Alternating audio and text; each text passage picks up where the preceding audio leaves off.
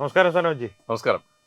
നമ്മുടെ തിരുവനന്തപുരം നഗരസഭയിലെ ഒരു ത്രില്ലർ സിനിമ പോലെയായിരുന്നു ഇന്നലത്തെ കാര്യങ്ങൾ. നമ്മളതിൻ്റെ ലൈവും വിശകലനങ്ങളും വാർത്തകളും എല്ലാം തത്വമി ന്യൂസ് കൊടുത്തിരുന്നു. എന്നാലും അതിനപ്പുറത്തേക്ക് ഒരു ദില്ലിയിൽ മാത്രം ഈ അമിത്ഷായുടെയൊക്കെ ഭാഗത്ത് നിന്ന് മാത്രം ഉണ്ടായിട്ടുള്ള ഒരു ചാണക്യ തന്ത്രം, ഒരു സർജിക്കൽ സ്ട്രൈക്ക് ഇന്നലെ നമ്മുടെ തിരുവനന്തപുരം നഗരപിതാവ് നടത്തിയോ? എന്താണ് സനോജിയുടെ അഭിപ്രായം? അല്ല, വളരെയധികം സന്തോഷം തോന്നിയ ഒരു കാര്യം, നമ്മുടെ കുറേ നാളായി കേരളത്തിലെ BJPയെ വിളിക്കുന്ന കേരള BJP, KJP എന്നൊക്കെയുള്ള പരിഹാസങ്ങളുണ്ടായിരുന്നു. പക്ഷേ അക്ഷരാർത്ഥത്തിൽ കേരള BJP അല്ലെങ്കിൽ ഇവിടുത്തെ BJP കേന്ദ്ര BJPയുടെ സ്വഭാവം കാണിച്ചു തുടങ്ങി എന്നുള്ളതിൻ്റെ ഏറ്റവും വ്യക്തമായ ഒരു ദൃഷ്ടാന്തമാണ് ഇന്നലെ നഗരസഭയിൽ നടന്നത്. കാര്യം, എതിരാളികൾക്ക് ചിന്തിക്കാൻ പോലും അവസരം കൊടുക്കാത്ത ഒരു സർജിക്കൽ സ്ട്രൈക്ക് തന്നെയായിരുന്നു ഇന്നലെ അവിടെ നടന്നത്. ഈ എല്ലാവരും സുഗതൻ്റെ അവധി എങ്ങനെ കൊടുക്കാതിരിക്കാം, അതിനെതിരെ പ്രതിഷേധം, പറഞ്ഞതുപോലെ ശബരിനാഥൻ കൊക്കിന് ജീവനുണ്ടെങ്കിൽ ഇതൊന്നും സമ്മതിക്കില്ല എന്ന് പറഞ്ഞ ആളാണ്. പക്ഷെ ശബരിനാഥൻ്റെ കൊക്കിന് ജീവൻ വയ്ക്കുന്നതിന് മുമ്പ് തന്നെ ഈ വിഷയം മാത്രമല്ല, ഇത് അവിടെ തെളിയിച്ചത് എന്താണ്? BJPയുടെ 59 അംഗബല സംഖ്യയാണ് ഇന്നലെ അവിടെ തെളിയിക്കപ്പെട്ടത്. അല്ലേ? എന്തൊക്കെ സംഭവിച്ചാലും BJP അവിടെ കരുത്ത് കാണിച്ചു എന്നുള്ളതാണ്. അത് ഒരു ഈ പറഞ്ഞതുപോലെ പൊളിറ്റിക്കലി ഒരു വലിയ ഒരു സ്ട്രാറ്റജിക്കൽ ഇത് തന്നെയായിരുന്നു അത്. പക്ഷെ അത് ഈ എതിരാളികൾക്ക് എത്ര പേർക്ക് ഇത് മനസ്സിലായിട്ടുണ്ടെന്നുള്ളതാണ്. തങ്ങൾ ഇത്രയും വലിയ രീതിയിൽ കബളിപ്പിക്കപ്പെട്ടിരിക്കുന്നു എന്നുള്ള ഒരു സാമാന്യ വിവേകം ശബരിനാഥന്റെ കൊക്കിന് മനസ്സിലായോ എന്ന് എനിക്കറിയില്ല. തീർച്ചയായിട്ടും. കാരണം ആ ഒരു അജണ്ട അവതരിപ്പിച്ചത് തന്നെ ആദ്യം എല്ലാവരും പ്രതീക്ഷിച്ചിരുന്നത് ഈ സുഗതന്റെ അവധി ആദ്യം അത് എടുക്കുന്നു തന്നെയായിരുന്നു രാവിലെ മുതൽ. പ്രത്യേകിച്ച് റിപ്പോർട്ടറിന്റെയും 24ന്റെയും ഒക്കെ റിപ്പോർട്ടർമാർക്ക് വലിയ ആവേശമായിരുന്നു. എന്താണ് അവിടെ സംഭവിക്കാൻ പോകുന്നത്?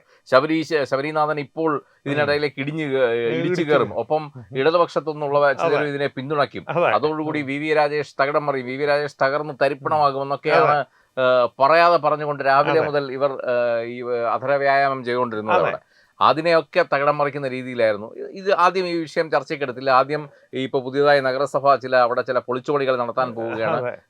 ഇപ്പം നമുക്കറിയാം 101 കൗൺസിലർമാരാണ് ഉള്ളത്. അവിടെ 51 കൗൺസിലർമാർക്ക് ഇരിക്കാനുള്ള ഇരിപ്പിടം മാത്രമാണ് ഇപ്പോൾ കൗൺസിൽ ഹാളിലുള്ളത്. അപ്പോൾ അതിൻ്റെ ഒരു പരിമിതി മറികടന്നുകൊണ്ട് അതിനെ ഒന്ന് വിപുലപ്പെടുത്തുക എന്നുള്ള രീതിയിൽ ഇതിൻ്റെ ഒരു സ്ട്രക്ചറിങ്ങുമായി ബന്ധപ്പെട്ട് ആദ്യം ഒരു ആൾ വന്ന് അതിൻ്റെ കാര്യങ്ങൾ അവതരിപ്പിക്കുന്നു. അത് കഴിഞ്ഞ് മികച്ച പ്രവർത്തനം കാഴ്ചവെച്ചവരെ ആദരിക്കുന്നു നഗരസഭ. അതും കഴിഞ്ഞതിന് ശേഷമാണ് ഈ ഒരു വിഷയം എടുക്കുന്നത്. പക്ഷെ അത് വല്ലാത്തൊരു ഞെട്ടലെന്ന് പറയുന്നത്, ഒന്ന് സുധീഷ് എന്ന് പറയുന്ന കൗൺസിലറുടെ മാറ്റി വോട്ട് അല്ലാതെ അതിനുശേഷമുള്ള അദ്ദേഹത്തിൻ്റെ അഭിപ്രായ പ്രകടനം. ഏറ്റവും അവസാനം മേയർ ഒരു പേപ്പർ എടുത്തപ്പോൾ സത്യം പറഞ്ഞാൽ ശബരിനാഥൻ്റെ മുഖത്ത് നിന്ന് രക്തം വാർന്നു പോയി. ആഭ്യന്തര വകുപ്പിൻ്റെ ഒരു അഡ്വൈസറി നോട്ട്, അത് രമേശ് ചെന്നിത്തലയുടെ ആഭ്യന്തര വകുപ്പ്, കോൺഗ്രസ് ഭരിക്കുന്നു. സുഗതൻ അവർ നൽകിയിരിക്കുന്ന ഉപദേശം, ഇത്തരത്തിൽ അവധിക്ക് അപേക്ഷിച്ചാൽ നിങ്ങൾക്ക് അതിന് അർഹതയുണ്ട്, അത് ചെയ്താലാണ് നിങ്ങൾക്ക്. മാത്രമല്ല പിന്തുണയ്ക്കുന്നത് അതേ പാർട്ടിയുടെ തന്നെ സ്വതന്ത്രനായി മത്സരിച്ച ഒരു ആൾ പറയുന്നത്, ആളുടെ ഭാഷ്യമായിരുന്നതിൽ ഏറ്റവും ശ്രദ്ധിക്കപ്പെട്ടത് ആൾ പറഞ്ഞത് കൃത്യമായി കൗൺസിൽ നടക്കണം, കൗൺസിൽ നടക്കാതിരിക്കാൻ പാടില്ല, അത് മുടക്കം വരരുത് എന്ന് കരുതിയാണ്. അല്ലാതെ തനിക്ക് BJP എടുത്ത് പ്രത്യേകിച്ച് കമ്മിറ്റ്മെന്റ് ഒന്നും BJPക്ക് വേണ്ടിയിട്ടല്ല വോട്ട് ചെയ്തത്. സുഗതനെ പേഴ്സണലി അറിയാം, സുഗതന്റെ ഫാമിലി അറിയാം. അതുകൊണ്ട് തന്നെ സുഗതൻ തിരിച്ചു വരണമെന്ന് ആഗ്രഹിക്കുന്നു. ഈ കൗൺസിൽ നടപടിക്രമങ്ങൾ മുടങ്ങരുത്, തടസ്സപ്പെടരുത് എന്ന് വ്യക്തമായി പറഞ്ഞുകൊണ്ട് തന്നെയാണ് പൗണ്ട് കടവ് വാർഡ് കൗൺസിലർ അവിടെ ഇന്നലെ റിപ്പോർട്ടർ ഈ ഒരു വിഷയം പറഞ്ഞ് കരയുന്നുണ്ടായിരുന്നു. പൗണ്ട് കടവിൽ മുസ്ലിം ജനവിഭാഗമാണ് ഏറ്റവും കൂടുതൽ വോട്ടർമാരുള്ളത്, അതായത് സുധീഷ് മുസ്ലിം ജനവിഭാഗത്തിനെ ചതിച്ചു എന്നുള്ള തരത്തിൽ റിപ്പോർട്ടർ കരയുന്നുണ്ടായിരുന്നു. അതൊരു വശത്ത്. സനോജി, ഒരു ചോദ്യം ചോദിക്കാനുള്ള, ശബരിനാഥിന് രാഷ്ട്രീയ പരിചയമില്ല, ഒരു രാഷ്ട്രീയത്തിൽ എങ്ങനെയാണ് പെരുമാറേണ്ടതെന്നുള്ള അറിയില്ല എന്നുള്ള അദ്ദേഹം പലപ്പോഴും തെളിയിച്ചിട്ടുണ്ട്. പക്ഷെ ഇടതുപക്ഷത്തിന് എന്ത് പറ്റി? അല്ല, ഇടതുപക്ഷം ഈ പറഞ്ഞതുപോലെ ഇടതുപക്ഷത്തിനകത്തെ ഒരു വിഭാഗീയത വളരെയധികം നിഴലിച്ച് കാണുന്നുണ്ട് ഈ ഒരു വിഷയത്തിൽ. കാര്യം, കഴിഞ്ഞ കുറേ നാളുകളായി ഇവിടെ ശിവൻകുട്ടിയും ജോയിയും തമ്മിലുള്ള പടലപ്പിണക്കം അങ്ങാടിയിൽ പാട്ടാണ്. അത് നാട്ടിൽ മൊത്തം പാട്ടാണ്. അപ്പൊ അതുകൊണ്ട് തന്നെ അവർ ചില വിഷയങ്ങളിൽ ഇപ്പോൾ മൗനം പാലിക്കുന്നത് പതിവാണ്. മാത്രമല്ല, ശബരിനാഥൻ ഇതിലൊരു ഒറ്റയാൾ പോരാട്ടം തുടങ്ങിയപ്പോൾ ഇവനെ ഏതറ്റം വരെ പോട്ടെ എന്നുള്ളത് നോക്കി അവർ കരയിലിരുന്ന് ഈ കളി കാണുന്ന രീതിയിൽ, ഗാലറിയിൽ ഇരുന്ന് കളി കാണുക എന്ന് നമ്മൾ പറയും, ആ രീതിയിലേക്ക് മാറിയിരിക്കുകയാണ്. എന്തായാലും ഇടതുപക്ഷത്തിന് ഒരു കാര്യം മനസ്സിലായി, ഈ BJPയോട് ഏറ്റുമുട്ടി ശക്തമായി ജയിച്ചു നിൽക്കാനാകില്ല. അങ്ങനെ അതിന്റെ ഒരു പരാജയം ഉണ്ടാകണമെങ്കിൽ അത് ഇവന്റെ തലയിലോട്ട് ഇരിക്കട്ടെ എന്നുള്ള രീതിക്കാണ് ശബരിനാഥനെ മുൻനിർത്തിയുള്ള ഒരു ശിഖണ്ഡി യുദ്ധം നടത്താനായിട്ട് ഇവർ ഇപ്പൊ മുന്നിട്ടിറങ്ങിയിരിക്കുന്നത്. തന്നെയുമല്ല, അവർ പിന്നീട് കേസിന് പോകുന്നു എന്ന് പറയുന്നു. ഇത്തരത്തിലുള്ള ഇത് അനധികൃതമായിട്ടുള്ള ചട്ടലംഘനമാണെന്ന് പറഞ്ഞു. തന്നെയുമല്ല, പുറത്ത് നഗരസഭയ്ക്ക് പുറത്ത് കിഴക്കൂട്ടത്തെ നിയമസഭാ തിരഞ്ഞെടുപ്പിനെ സംബന്ധിച്ചും തിരഞ്ഞെടുപ്പിനെ സംബന്ധിച്ചും നിയമത്തിൻ്റെ മാർഗത്തിലൂടെ പോയി അവരെ അയോഗ്യരാക്കാനാണ് ഞങ്ങൾ പോകുന്നതെന്നുള്ള രീതിയിൽ അവർ പോകുന്നു. ഇതൊന്നും പ്രായോഗികമല്ല, അത്ര പെട്ടെന്ന് നടക്കാൻ പോകുന്നില്ല എന്ന് അവർക്കും അറിയാം. പിന്നെ എന്തുകൊണ്ടാണ് അവർ ഇത്തരത്തിലൊരു നീക്കം നടത്തുന്നത്? തന്നെയുമല്ല, തിരുവനന്തപുരത്ത് ഇടതുപക്ഷം എന്തായിരുന്നു എന്നുള്ളത് നമുക്കെല്ലാവർക്കും അറിയാം. കാരണം അവരുടെ രാഷ്ട്രീയത്തോട് നമ്മൾ യോജിച്ചാലോ ഇല്ലെങ്കിലോ തിരുവനന്തപുരത്ത് ഒരു ഈച്ച പറക്കണമെങ്കിൽ അവരറിയാതെ നടക്കില്ല. പിന്നെ എങ്ങനെ ഈ സുധീഷിനെ, അവരുടെ പൗണ്ട് കടൗസിലെ സുധീഷ് അവരുടെ കണ്ണിൽ നിന്ന് അതാണ് തുടക്കത്തിൽ താങ്കൾ തന്നെ പറഞ്ഞ ഈ സർജിക്കൽ ബിജെപിയുടെ ചില ചാണക്യതന്ത്രങ്ങൾ, ഇതൊക്കെ ഈ അമിത്ഷായുടെ കളരിയിൽ നിന്ന് വിദ്യ അഭ്യസിച്ചിറങ്ങുന്നവർക്ക് മാത്രം സ്വായത്തമാകുന്ന ചില വിദ്യകളാണ്. അതുകൊണ്ട് തന്നെ വി രാജേഷ് ആ ഒരു രീതിയിലേക്ക്, ആ ഒരു സ്റ്റാൻഡേർഡിലേക്ക് മാറിയിരിക്കുന്നു എന്നുള്ളതാണ്. എന്താണ് സമയമുള്ള രാഷ്ട്രീയത്തിൻ്റെതായ ചില കരുനീക്കങ്ങൾ അത് കൃത്യമായി മനസ്സിലാക്കിക്കൊണ്ട്, പക്ഷെ അത് ജനോപകാരപ്രദമായ കാര്യങ്ങൾക്ക് വേണ്ടിയാണെന്ന് കൂടിയാണ് അല്ലേ. ഇപ്പോ വി രാജേഷിന്റെ നേതൃത്വത്തിലുള്ള തിരുവനന്തപുരത്തെ BJPയുടെ നഗരസഭ, ആ നഗരസഭ മുന്നോട്ട് വയ്ക്കുന്ന കുറെ ലക്ഷ്യങ്ങളുണ്ട്. ആ ലക്ഷ്യങ്ങളിലേക്ക് എത്താൻ വേണ്ടി ഇന്നലെ ഈ ബഹളങ്ങൾക്കിടയിൽ ഇന്നലത്തെ അജണ്ട മൊത്തം പാസ്സാക്കിയത്, അതിൽ ഒരു ഐറ്റം പോലും പാസ്സാകാതിരുന്നില്ല എന്നുള്ളതാണ്. അപ്പോ അത് തന്നെയാണ് അവരുടെ ലക്ഷ്യം. ആ ജനങ്ങളാണ് അത്. വി രാജേഷ് പലപ്പോഴും തത്വമയിയുടെ അദ്ദേഹം പേഴ്സണലി പറഞ്ഞിട്ടുള്ള ചില കാര്യങ്ങളുണ്ട്. ജനങ്ങളാണ് ഞങ്ങളെ ജയിപ്പിച്ച് ഈ കസേരയിൽ കൊണ്ടിരുത്തിയത്. ഇവിടെ നിന്ന് ഇറങ്ങി പോകാൻ പറയണമെങ്കിൽ അത് ജനങ്ങൾ പറയണം. അല്ലാതെ വേറെ ആര് വിചാരിച്ചാലും ഞങ്ങളെ ഈ കസേരയിൽ നിന്ന് ഇറക്കാൻ പറ്റില്ല എന്ന് ആത്മാഭിമാനത്തോടെ, അടിയുറച്ച വിശ്വാസത്തോടെ, തികഞ്ഞ ആത്മവിശ്വാസത്തോടെ തന്നെയാണ് വി രാജേഷ് ഓരോരിക്കലും പറഞ്ഞിട്ടുള്ളത്. അത് കൃത്യമായി പാലിച്ചുകൊണ്ട് തന്നെയാണ് അവർ മുന്നോട്ട് പോകുന്നത്. തീർച്ചയായിട്ടും. പക്ഷേ എനിക്ക് വ്യക്തിപരമായിട്ടുള്ള ഒരു അഭിപ്രായം എന്ന് പറഞ്ഞാൽ അദ്ദേഹത്തിൽ ചില സാഡിസ്റ്റ് മനോഭാവങ്ങൾ ഉണ്ടോ എന്ന് എനിക്കൊരു തോന്നലുണ്ട്. കാരണം ഈ നഗരസഭാ കൗൺസിൽ കഴിഞ്ഞപ്പോഴത്തേക്ക് മാധ്യമങ്ങൾ അദ്ദേഹത്തെ വളഞ്ഞപ്പോൾ അദ്ദേഹം മാധ്യമങ്ങളോട് വളരെ സൗമ്യനായ ഒരു ഉപദേശം കൊടുത്തു. നിങ്ങൾക്കിതിൽ നേരത്തെ ചോർന്ന് കിട്ടാത്തതിൽ വലിയ വിഷമമുണ്ടെന്നറിയാം. ആ വിഷമം വെച്ച് നിങ്ങളാരും രാത്രി ഉറങ്ങാതിരിക്കരുത് എന്നൊരു ഉപദേശം അദ്ദേഹം ചിരിച്ച മുഖത്തോടു കൂടി തന്നെ നൽകി. ഞാൻ ചോദിക്കട്ടെ, വി രാജേഷ് ഒരു സുപ്രഭാതത്തിൽ രാവിലെ കസേരയിൽ കൊണ്ടിരുത്തിയതല്ല കൗൺസിലറായിട്ട്. തിരുവനന്തപുരത്തിന്റെ മുക്കും മൂലയും എന്താണെന്ന് അദ്ദേഹത്തിന് അറിയാം.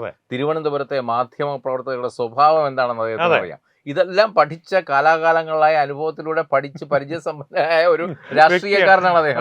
വെറും ഒരു വ്യക്തിയല്ല, ഒരു തികഞ്ഞ രാഷ്ട്രീയക്കാരനാണ് അദ്ദേഹം. അപ്പൊ അതുകൊണ്ട് തന്നെ ഈ പൊളിറ്റിക്സിന്റേതായ എല്ലാ ട്രിക്സും അദ്ദേഹത്തിന് അറിയാം.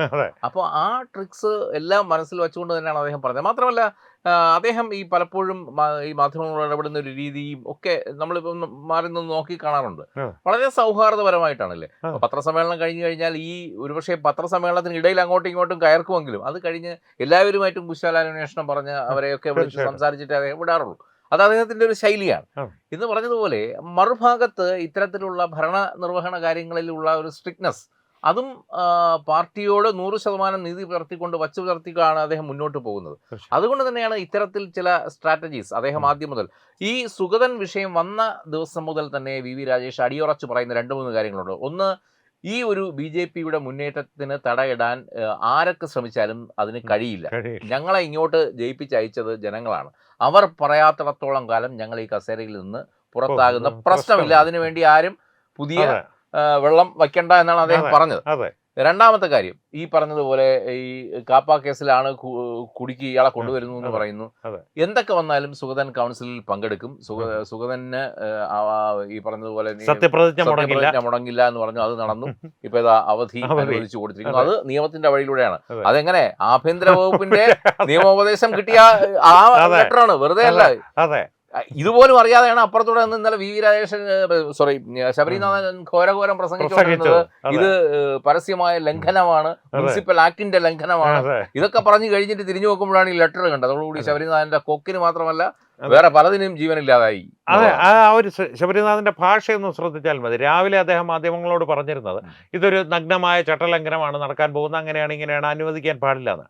വൈകുന്നേരമായപ്പോൾ ഈ പാസ്സാക്കി അവധി അനുവദിച്ചതിന് ശേഷം ഈ ആഭ്യന്തര വകുപ്പിന്റെ ഒരു അഡ്വൈസറി നോട്ടീസ് കണ്ടതിന് ശേഷം അദ്ദേഹത്തിന്റെ ഭാഷ, എൻ്റെ അറിവിൽ ഇതാണ് ചട്ടം, മറ്റെന്ത് ചട്ടത്തിലാണെന്ന് എനിക്കറിയില്ല എന്നുള്ളതിലേക്ക് മാറി. എനിക്കിത് കാണുമ്പോ കേന്ദ്രത്തിലെ രാഹുൽ ഗാന്ധിയുടെ ഒരു മറ്റൊരു വെർഷനാണ് ഇവിടുത്തെ തിരുവനന്തപുരം വെർഷനാണ് ഈ ശബരിനാഥൻ എന്ന് പലപ്പോഴും തോന്നാറുണ്ട്. തീർച്ചയായിട്ടും വലിയ സംഭവമായിട്ട് കൊണ്ടുവരും, അവസാനം ഈ മല പോലെ വന്നത് എലി പോലെ പോയി എന്ന് പറയുന്ന അവസ്ഥയിലേക്ക് കാര്യങ്ങൾ പോവുകയും ചെയ്യും. അല്ല, ഇപ്പോൾ ഈ കാര്യങ്ങൾ പോകുന്ന പോക്ക് കണ്ടിട്ട് ഇപ്പോൾ താങ്കൾ തന്നെ പറഞ്ഞതുപോലെ ആ ഇരിപ്പിടം വിപുലീകരിക്കാൻ, കൗൺസിൽ യോഗത്തിനുള്ള ഇരിപ്പിടം വിപുലീകരിക്കാനുള്ള ഒരു സ്ഥലം, അപ്പോൾ ഇനിയിപ്പോൾ മിക്കവാറും നഗരസഭ ശബരിനാഥൻ ഇരുന്ന് കരയാനുള്ള ഒരു സ്ഥലം പ്രത്യേകമായിട്ട് ഇന്നലെ മനോജ് ശ്രദ്ധിച്ചോന്നറിയില്ല, ഈ അജണ്ടയിലേക്ക് പോകുന്നതിന് മുമ്പ് മേയർ ആദ്യം തന്നെ മാധ്യമപ്രവർത്തകരോട് പറഞ്ഞിരുന്നു, നിങ്ങൾ ദയവ് ചെയ്ത് മാധ്യമങ്ങൾക്ക് അനുവദിച്ചിട്ടുള്ള സ്ഥലത്ത് നിന്ന് വേണം ഇത് കവർ ചെയ്യാൻ, നിങ്ങൾ കൗൺസിലർമാരുടെ ഇടയിലേക്ക് ഇറങ്ങി വരരുത്.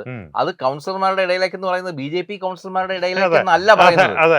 അവിടെ നഗരസഭ അദ്ദേഹം പ്രതിനിധാനം ചെയ്യുന്ന കൗൺസിലാണ്.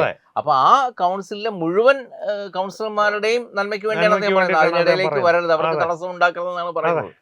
അപ്പോൾ അത് ഈ പറയുന്നത് പോലെ ഒരു എന്താ പറയാൻ, ഒരു പൊളിറ്റീഷ്യന്റെ വളരെ ബ്രോഡ് മൈൻഡഡ് ഒരു വെർഷനും കൂടെയാണ്, പെർസ്പെക്റ്റീവ് ആണത്. പിന്നെ തന്നെയുമല്ല, അദ്ദേഹത്തിന്റെ ഈ സ്റ്റാഫുകളോടുള്ള ഇടപെടലാണെങ്കിൽ അദ്ദേഹം തന്നെ പരസ്യമായി പറഞ്ഞിട്ടുണ്ട്, നിങ്ങൾ ഇടതുപക്ഷമോ വലതുപക്ഷമോ ഏത് രാഷ്ട്രീയ കക്ഷിയോ ആയിക്കോളൂ, നിങ്ങളുടെ രാഷ്ട്രീയ പ്രവർത്തനത്തെ ആരും തടസ്സപ്പെടുത്തില്ല, പക്ഷെ ജോലിയിലൊരു കുറവും വരാനില്ല. ഇപ്പൊ കഴിഞ്ഞ ഞാൻ മനസ്സിലാക്കുന്നത് അദ്ദേഹത്തിന്റെ പേഴ്സണൽ സ്റ്റാഫിൽ ഉൾപ്പെടെ ആര്യ രാജേന്ദ്രന്റെ സ്റ്റാഫുകൾ ആയിരുന്നവർ ഇപ്പോഴും കണ്ടിന്യൂ ചെയ്യുന്നുണ്ടെന്നുള്ളതാണ്. അതെ, അല്ല അത് അങ്ങനെ അദ്ദേഹം ഒരു മാറ്റവും വരുത്തിയിട്ടില്ല എന്നുള്ളതാണ്. അതെ, അപ്പോൾ എന്തായാലും സർജിക്കൽ സ്ട്രൈക്ക് കഴിഞ്ഞു, ഇനി അങ്ങോട്ടേക്ക് ഫോറൻസിക് ഓഡിറ്റ് വരാൻ പോകുന്നു. നഗരസഭയുടെ വികസന പദ്ധതികൾ എന്തൊക്കെയാണോ നരേന്ദ്രമോദിജിയുടെ സാന്നിധ്യത്തിൽ വാഗ്ദാനം ചെയ്തിരുന്നത് അതെല്ലാം മുന്നോട്ട് നടക്കാൻ പോകുന്നു. അപ്പോൾ ഇനി എന്താണ്, ശബരിനാഥനും അവലോസുണ്ടയും ആന്തൂറിയും തമ്മിൽ കൈമാറപ്പെടുമോ? സനോജി എന്ത് പറയുന്നു അവസാനം? അല്ല, ഇത് വളരെ വ്യക്തമാണ് കാര്യം. ഇപ്പോ CPM BJP മാത്രമാണ് ഒരു വശത്ത് നിൽക്കുന്നത്, മറുവശത്ത് രണ്ട് കൂട്ടരെയാണ് നേരിടേണ്ടത്. ഇന്ത്യ മുന്നണിയാണ്. അതെ, ഇന്ത്യ മുന്നണി തന്നെയാണ് കേരളത്തിൽ. ഇതിൽ കോൺഗ്രസ് ശക്തമായി നിൽപ്പുണ്ട്, അപ്പുറത്ത് CPM നിൽപ്പുണ്ട്. CPM പരസ്യമായി രംഗത്തില്ലെങ്കിലും അവരെ കൊണ്ട് പറ്റുന്ന രീതിയിലുള്ള പിൻകളികൾ അവരും കളിക്കുന്നുണ്ട്. ശബരിനാഥന് ഒരു താങ്ങ് കൊടുത്ത് നിർത്തി. അതെ അതെ അതെ. അപ്പോഴും BJP ഇതിനെ നേരിടുന്നത് പൊളിറ്റിക്കലായിട്ടാണ്, ഈ പറഞ്ഞതുപോലെ ജനങ്ങളുടെ സപ്പോർട്ടോടു കൂടിയാണ്.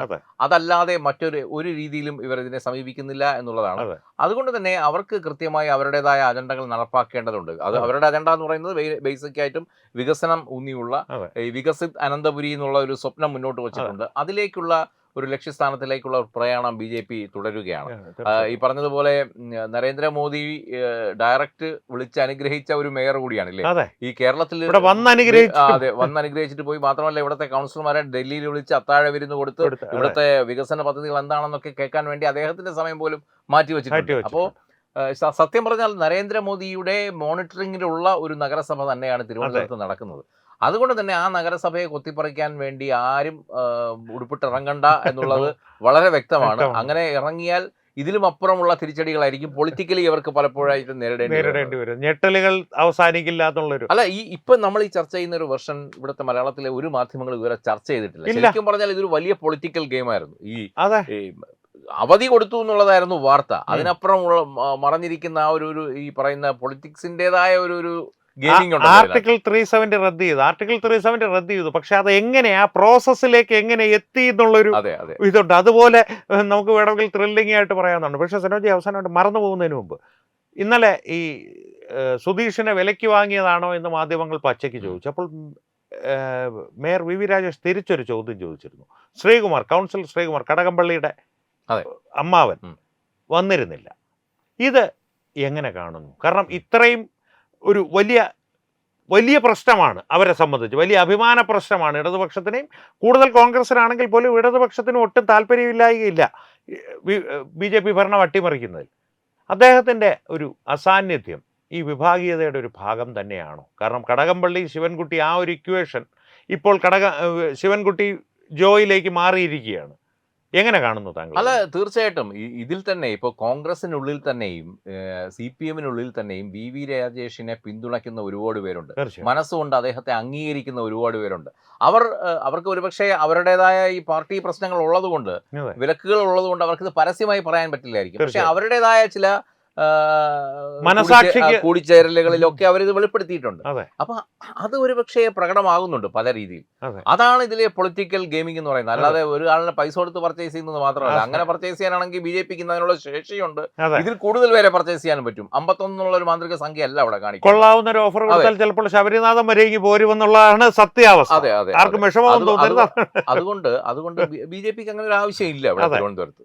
അതുകൊണ്ട് BJP കൃത്യമായ ഈ പറയുന്ന പോലെ ജനാധിപത്യത്തിന്റെ ഒരു സൗന്ദര്യം ഉണ്ടല്ലോ ഈ പൊളിറ്റിക്സിലെ, അത് ഈ പറഞ്ഞതുപോലെ സത്യം പറഞ്ഞാൽ അത് ഇന്നലെ വളരെ ത്രില്ലിംഗ് ആയിരുന്നു, ആസ്വദിച്ച് കാണാൻ പറ്റി എന്നുള്ളതാണ്. അതെ അതെ, അത് വളരെ ത്രില്ലിംഗ് തന്നെയായിരുന്നു. പക്ഷെ അതിന്റെ ഒരു ബോധം ഇതുവരെ ശബരിനാഥൻ ഉണ്ടായിട്ടില്ല എന്നുള്ളതാണ് ഇതിന്റെ മറ്റൊരു വശം. അതെ, അല്ല ശബരിനാഥൻ ഇപ്പോഴും പറഞ്ഞുകൊണ്ടിരിക്കുന്നത് എന്താ, മറ്റേ അവധി കൊടുത്തു എന്നുള്ളതാണ്. മറ്റേ പറ്റിപ്പോ എന്താണെന്നുള്ളത് മനസ്സിലായില്ല. അതെ, പക്ഷെ എനിക്ക് തോന്നുന്ന ദീപക്കിനൊക്കെ കുറച്ചൊക്കെ അത് മനസ്സിലായിട്ടുണ്ട്. അതുകൊണ്ട് കൂടിയാണ് അവരുടെ ഒരു നിശബ്ദത. പിന്നെ ശബരിനാഥൻ ചൂടുചോറ് വായിരിക്കോട്ടെ എന്നുള്ളൊരു തീരുമാനം ഉണ്ടെന്ന് തോന്നുന്നു. എന്തായാലും വരും ദിവസങ്ങളിൽ ഫോറൻസിക് ഓഡിറ്റ് വരുന്നു, മറ്റ് വികസന പ്രവർത്തനങ്ങൾ വരുന്നു. ഫോറൻസിക് ഓഡിറ്റ് ഭാരതത്തിലെ തന്നെ ഒരു നമ്പർ 1 നഗരസഭയായി തിരുവനന്തപുരം നഗരസഭ മാറി തുടങ്ങിയിരിക്കുന്നു. ആ മാറ്റത്തിലേക്കുള്ള പ്രയാണത്തിലാണ് ഇപ്പോൾ. അത് അങ്ങനെ തന്നെ മാറി ആ നമ്പർ 1 ആകും എന്നുള്ള കാര്യത്തിൽ യാതൊരു സംശയവും. 2002 അഹമ്മദാബാദ് നഗരസഭ എന്തായിരുന്നോ അതാണ് ഇന്ന് തിരുവനന്തപുരം നഗരസഭ. ആ കുതിപ്പിലാണ്. ഇന്നത്തെ കാലഘട്ടത്തിൽ ആധുനിക കാലഘട്ടമായതുകൊണ്ട് ആ കുതിപ്പിന് വേഗം കൂടുകയും ചെയ്യും എന്നുള്ള കാര്യത്തിൽ സംശയമൊന്നും ഉണ്ടാവേണ്ട കാര്യമില്ലെന്ന് തോന്നുന്നു, അല്ലേ? അപ്പോൾ എന്തായാലും വരും ദിവസങ്ങളിൽ കൂടുതൽ ത്രില്ലിംഗ് ആയിട്ടുള്ള രാഷ്ട്രീയ നീക്കങ്ങൾ നഗരസഭയിൽ നമുക്ക് കാണാം. തീർച്ചയായിട്ടും. വളരെ നന്ദി സനോജി. നമസ്കാരം.